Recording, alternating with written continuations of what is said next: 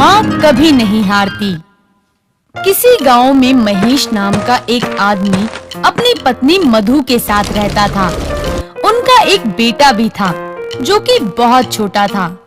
उन्होंने उसका नाम बहुत प्यार से विप्लव रखा था। वो तीनों एक दूसरे के साथ बहुत खुश रहते थे।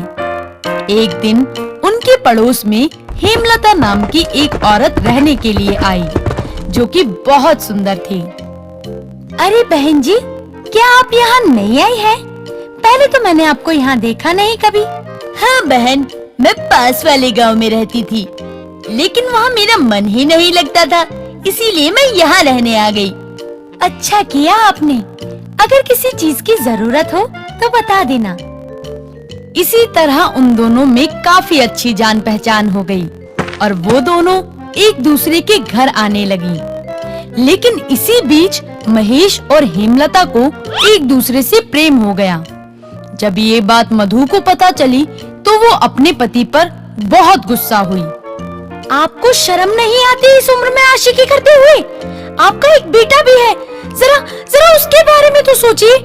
बेटे के बारे में ही सोचकर चुप हूँ, नहीं तो अभी तक हेमलता से शादी कर लेता। महेश के मुंह से ऐसी बात सुनकर मधु को बहुत गुस्सा आया और वो सीधा हेमलता के घर पहुंचकर गुस्से से बोली, तुझे शर्म नहीं आती एक शादीशुदा आदमी से प्यार करते हुए? आज के बाद मैंने अगर तुझे अपने पति के पास देख लिया ना, तो मैं तुझे नहीं छोड़ूंगी। हाँ, मैं तुम्हारे पति से प्यार करती हूँ, लेकिन प्यार करना कोई गुनाह नहीं है। और तुम अपने पति को कब तक मुझसे छुपा कर रखोगी? हम एक ना एक दिन शादी कर ही लेंगे। मैं तुमसे ज्यादा खूबसूरत हूँ, मैं तुम्हें हरा कर ही मानूंगी। मैं भी देखती हूँ तू मुझे कैसे हराएगी। मैं तुझसे कभी हार नहीं मानूंगी, समझी? ऐसा कहकर मधु वहाँ से चली गई और कुछ दिनों बाद हेमलता ने महेश से शादी कर ली। वो दोनों मधु के पास आए। मधु को ये देखकर बहुत ज्यादा गुस्सा आया। उसने उन दोनों को खूब बुरा भला कहा। इसके बाद हेमलता बोली, देखो मधु, अब हमें भला बुरा कहने से कोई फायदा नहीं। मैंने तुमसे कहा था ना कि मैं ही जीतूंगी। आज मैंने तुम्हें हरा ही दिया और तुम्हारा पति अब मेरा हो गया है। हेमलता की बात से मधु को बहुत दुख हुआ और अपने पति की बेवफाई से उसका दिल टूट गया, जिसकी वजह से उसने सांस रोककर आत्महत्या कर ली थी। जब महेश सुबह उठा तो उसने अपनी पहली पत्नी मधु को मरा हुआ देखा। उसे बहुत दुख हुआ, लेकिन वो करता भी क्या? जो होना था वो तो हो ही गया था। ऐसे ही दिन बीत रहे थे। विप्लव भी अब बड़ा हो चुका था। अब वो स्कूल जाने लगा। एक दिन हेमलता ने विप्लव से कहा, विप्लव, कहाँ जा रहे हो? माँ, मैं स्कूल जा रहा हूँ। कोई जरूरत नहीं है स्कूल जाने की। कुछ काम धंधा करो तो घर में 4 पैसे भी आए। लेकिन माँ, मैं पढ़ना चाहता हूँ। हेमलता ने विप्लव की बात नहीं सुनी और उसका स्कूल बैग लेकर वहाँ से चली गई। अब वो विप्लव से सारे घर का काम कराती और उसे खाने के लिए कुछ भी नहीं देती। ये सब कुछ महेश भी देख रहा था, लेकिन अपनी दूसरी पत्नी के आगे उसकी एक भी नहीं चलती थी। एक दिन घर में कोई नहीं था तो विप्लव ने सोचा, माँ घर पर नहीं है, मुझे बहुत तेज भूख भी लगी है। कल माँ ने लड्डू बनाए थे, क्यों ना मैं वो लड्डू खा लूं? अगर मैंने 1-2 लड्डू मर्तबान से निकाल भी लिए तो कौन सा माँ को पता चलेगा? विप्लव ये सोचकर रसोई घर में गया। वो मर्तबान के अंदर से लड्डू निकाल ही रहा था कि अचानक उसकी सौतेली माँ हेमलता वहाँ आ गई और उसने उसे देख लिया।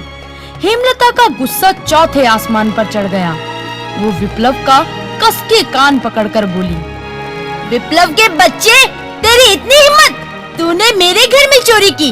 रुक, तू लड्डू चुराकर खा रहा था ना? आज तूने हद ही कर दी। अभी रुक, अब तुझे इसकी सजा जरूर मिलेगी। नहीं माँ, मैंने चोरी नहीं की। मैंने सुबह से कुछ नहीं खाया, मुझे बहुत जोर से भूख लगी थी। अच्छा, तुझे भूख लगेगी तो तू चोरी करके खाएगा, हाँ? आज तो मैं तुझे ऐसा सबक सिखाऊंगी जो तू कभी नहीं भूलेगा। ऐसा कहकर हेमलता ने जलती हुई लकड़ी ली और विप्लव का हाथ जला डाला। विप्लव रोता हुआ अपने कमरे में गया। रोते रोते काफी रात हो गई और अचानक उसने देखा कि एक औरत सफेद कपड़े पहने उसके सामने खड़ी थी, जो बहुत सुंदर थी। विप्लव उसे देखता रह गया। उसने विप्लव का जला हुआ हाथ अपने हाथ में लिया और प्यार से बोली, क्या हुआ बेटा? बहुत दर्द हो रहा है। पहले हो रहा था, अब नहीं। आप कौन हो? बेटा, मैं तेरी माँ हूँ। मेरी माँ तो वो है ना जिसने मुझे जलाया है। नहीं बेटा, वो औरत तेरी माँ नहीं है। वो तो तुम्हारे पापा की पत्नी है, जिन्हें उसने मुझे हरा कर जीता है। वो कभी तुम्हारी माँ नहीं हो सकती। मैं तुम्हारी माँ हूँ। तो आप मुझे छोड़कर चली क्यों गई? मुझे अपने साथ क्यों नहीं ले गई? मैं जहाँ जा रही थी वहाँ तुझे अपने साथ नहीं ले जा सकती थी। मेरा दिल बहुत दुखी था, इसीलिए मैंने अपनी जिंदगी को खत्म कर लिया। लेकिन तेरे बारे में कभी नहीं सोचा। मुझे माफ कर दे बेटा, मैंने तेरे बारे में कभी नहीं सोचा। माँ, आप कितनी अच्छी हो। आपको देखकर कितना सुकून मिलता है। काश आप हमेशा मेरे साथ रहती। बेटा, मैं हमेशा तो तेरे पास नहीं रह सकती, लेकिन मैं उस हेमलता को सबक सिखाऊंगी। उसने एक पत्नी को तो हरा दिया, लेकिन वो एक माँ को कभी नहीं हरा पाएगी, क्योंकि एक माँ कभी नहीं हार सकती। ऐसा कहकर वो हेमलता के कमरे में गई तो हेमलता सो रही थी। उसने हेमलता का पैर पकड़ा और पूरे कमरे में घुमाकर पटक दिया। हेमलता बुरी तरह डर गई और बोली, कौन है? किसने मुझे हाथ लगाया?